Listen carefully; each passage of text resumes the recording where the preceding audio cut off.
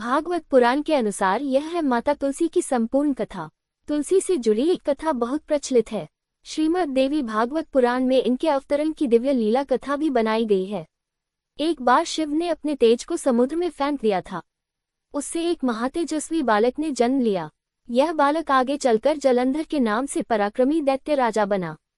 इसकी राजधानी का नाम जलंधर नगरी था। दैत्यराज कालनेमी की कन्या वृंदा का विवाह जलंधर से हुआ। जलंधर महाराक्षस था। अपनी सत्ता के मद में चूर उसने माता लक्ष्मी को पाने की कामना से युद्ध किया, परंतु समुद्र से ही उत्पन्न होने के कारण माता लक्ष्मी ने उसे अपने भाई के रूप में स्वीकार किया।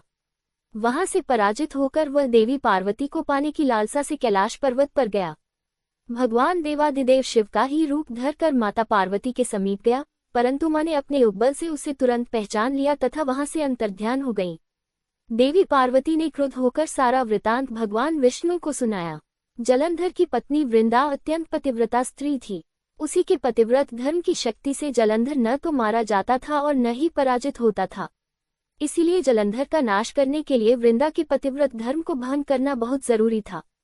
इसी कारण भगवान विष्णु ऋषि का वेश धारण कर वन में जा पहुंचे, जहां वृंदा अकेली भ्रमण कर रही थी।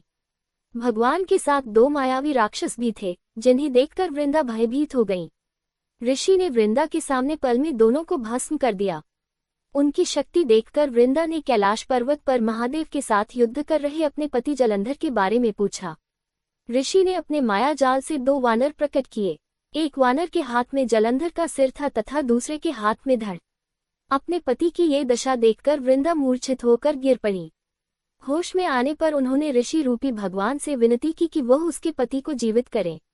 भगवान ने अपनी माया से पुनः जलंधर का सिर धड़ से जोड़ दिया, परंतु स्वयं भी वह उसी शरीर में प्रवेश कर गए। वृंदा को इस छल का जरा आभास न हुआ। जलंधर बने भगवान के साथ वृंदा पतिव्रता का व्यवहार करने लगी, जिससे उसका सतीत्व भंग हो गया। ऐसा होते ही वृंदा का पति जलंधर युद्ध में हार गया।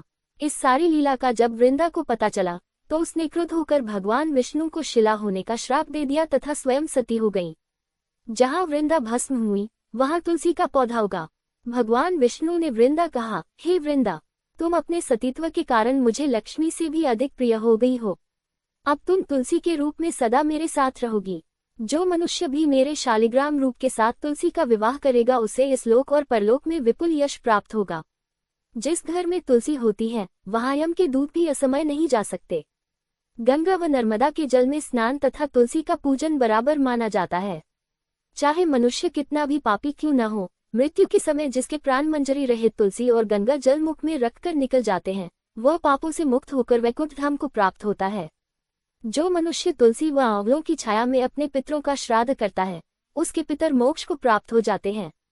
उसी दैत्य जलंधर की यह भूमि जलंधर नाम से विख्यात है। सती वृंदा का मंदिर मोहल्ला कोट के शिनचंद में स्थित है। कहते हैं इस स्थान पर एक प्राचीन गुफा थी जो सीधी हरिद्वार तक जाती थी। सच्चे मन से 40 दिन तक सती वृंदा देवी के मंदिर में पूजा करने से सभी मनोरथ पूर्ण होते हैं। मैं आशा करती हूँ कि आपको माता तुलसी की कथा बहुत पसंद आए हो। इसी तरह की ज्ञानवर्धक बातें जानने के लिए चैनल को सब्सक्राइब करें। धन्यवाद। जय श्री हरि विष्णु।